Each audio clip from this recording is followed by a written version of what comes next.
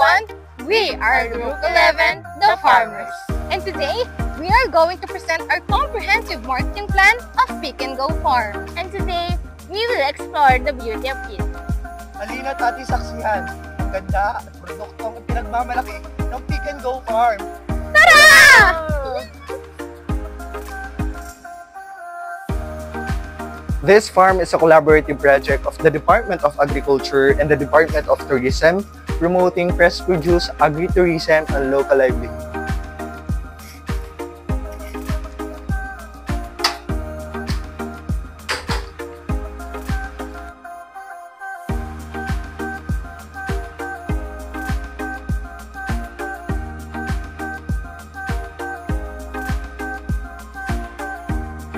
Pick and Go Farm offers a wide range of fresh, naturally grown produce. For example are the ginger, the squash, the winch beans, the okra, the eggplant, the tomatoes, calamansi, sili, and tilapia. These are harvested through the pick and pay system, where customers personally pick their vegetables. Sa panahon ngayon, ang tunay na yaman ay ang kakayahang magtanim, mag-alaga, at magbigay buhay sa sariling lupa. Dito sa Barangay Kawungan, Padre Garcia, Batangas, matatagpuan ang Pick and Go Farm. Isang lugar na hindi lang basta taniman, kundi isang karanasang bumabalik sa tunay na buhay bukid. The strength of this agritourism is affordable prices, government support, and interactive farm experiences.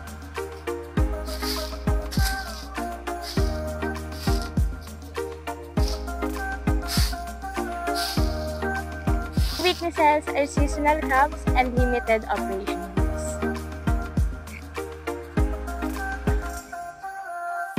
One of the opportunities are partnerships with schools and rising demand for organic products.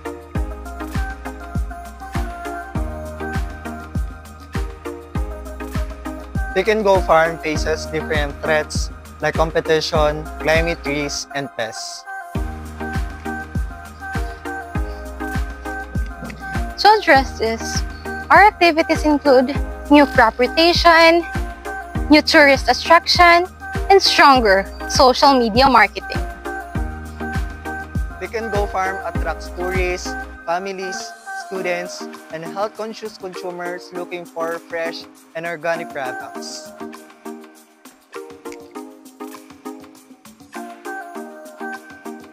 For STP, we target family who wants outdoor activities, students for farm learning, influencers for nature content, and consumers who want fresh produce. Our competitors includes Mocha Family Farm, the Malaking Kubo Demo Farm, and the nearby barangays farmers.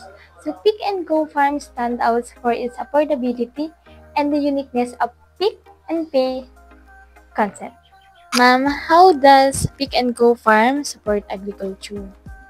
At dito po sa Pick and Go Farm, meron po tayo ditong mga sunflower na mga part na bulaklakan. At sa kabilang side naman po ay meron tayong mga halamang gulay na ito naman po ay sa mga pupunta po dito ay welcome sila na sila po mismo yung magpipik para po ma-enjoy nila kung ano po yung meron kami dito sa aming farm.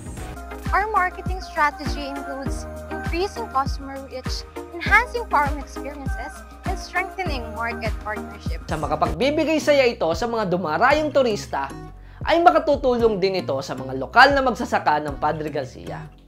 Meron din po tayong Peking duck. At the same time po, meron din po kami diyang mga native chicken. Meron din po kaming mga tupa na other na pasyalan po nila. Para pag po sila ay pumasok, parang feel nila na sila ay nasa isang farm na continuous na pwede silang mamitas ng gulay, makakita ng iba't ibang hayop katulad ng Tagalog na baboy. Meron din po kaming Tagalog na baboy dyan. Distribution is on-site. Customers pick directly from the farm, Monday to Friday. For people, the farm staff includes farmers, caretakers, and tour guides.